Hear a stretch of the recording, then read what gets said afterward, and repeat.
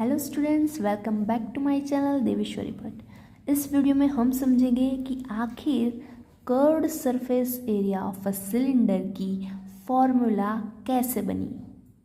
तो चलिए शुरू करते हैं video. How its formula came.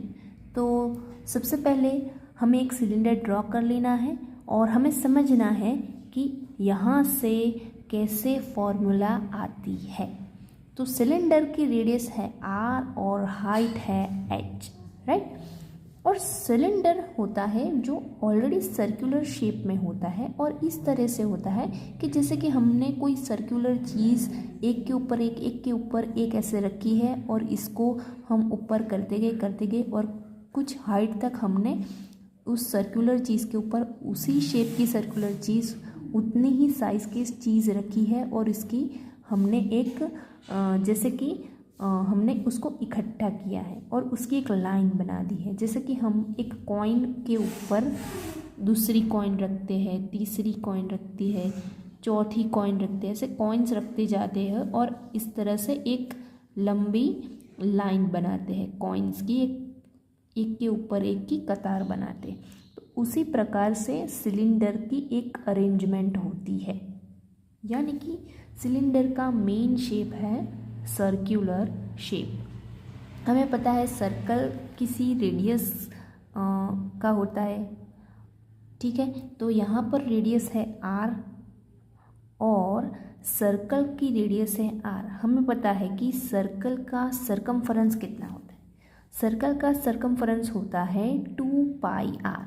2 pi r होता है सर्कल का सरकमफरेंस, ठीक है। अगर हम इस सर्कल जो है उसको यहाँ से कट करें, ठीक है, यानी कि मान लीजिए हमने एक धागा लिया है, राइट, एक थ्रेड ली है और उसका ऐसा सर्कल बनाया है जॉइन करके, ठीक है। अगर हम ऐसा जो गोल थ्रेड से बना है ऐसा कोई शेप, इसको यहाँ से कट करेंगे तो हमें क्या मिलेगा, वो थ्रेड ऐसी स्ट्रेट हो जाएगी। कट करते हैं वहाँ से वो अलग हो जाएगी और इस तरह से एक लाइन बन जाएगी, ठीक है।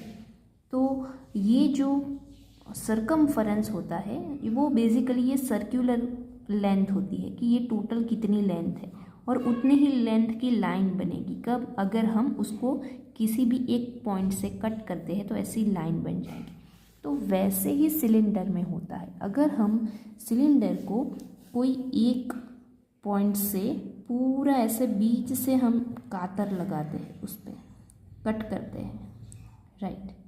तो यहाँ से ऐसे कट करते हैं पूरा, तो हमें सिलेंडर को काटने से, बीच में से काटने से हमें क्या मिलेगा, इस तरह से एक रेक्टेंगल बन जाएगा।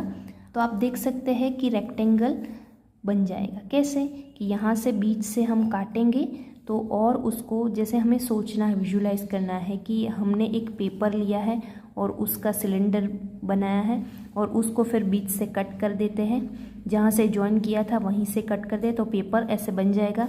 तो उसी तरीके से ये यहाँ से कट किया है तो पूरा का पूरा पेपर बन गया है और ये रेक्टेंगुलर शेप बन गया है, ठीक है। और इसकी जो सरकमफरेंस थी वो कैसे बनी थी, इस तरह का सर्कुलर मेजरमेंट था और यहीं से कट करने पर ये खुल गई और ऐसा रेक्टेंगल बन गया। यानी कि ये जो सरकमफरेंस है उसकी जो लेंथ थी सर्कुलर लेंथ, वहीं ये रेक्टेंगल की लेंथ बनी हुई है, राइट। तो यहाँ पर ये रेक्टेंगल जो बना है सिलेंडर को काटने से, उसकी लेंथ हो गई 2 पाई r। और सिलेंडर की जो हाइट थी, वो हाइट क्या थी, ऑलरेडी उसको यहाँ से ऐसे हमने खोला है काट के, तो खोलने पर हमें रेक्टेंगल मिला है। तो ये जो हाइट थी वही ये रेक्टेंगल की ब्रेथ हो गई, यानी कि रेक्टेंगल की लेंथ हो गई ये सर्कल का सरकमफरेंस 2 पाई r, जो कि r रेडियस का सर्कल था, उसकी रेडियस r थी, उसका सरकमफरेंस 2 पाई r और उसको ऐसे हमने खोला तो उसकी जो हाइट थी वही तो कांस्टेंट रहने वाली है, ठीक है। तो वो हो गई, अभी रेक्टेंगल बना है तो उसके लिए ये हाइट बन गई हमारी रेक्टेंगल की ब्रेथ। यानी कि अब ये सिलेंडर सिलेंडर नहीं रहा, अब ये सिलेंडर रेक्टेंगल बन चुका है। ठीक है, तो रेक्टेंगल का हमें एरिया मालूम है। रेक्टेंगल का एरिया क्या है? Length into breadth. तो लेंथ है 2πr और ब्रेथ है h, यानी कि रेक्टेंगल का एरिया हमें मिला है। जो सिलेंडर था उसको रेक्टेंगल बना दिया है, कुछ भी हमने उसको शेप साइज इंक्रीज़ या डिक्रीज़ ना करके उसका ही रेक्टेंगल बना दिया है, बीच में से काट करके। तो उसका एरिया हमें मिल गया 2πrh।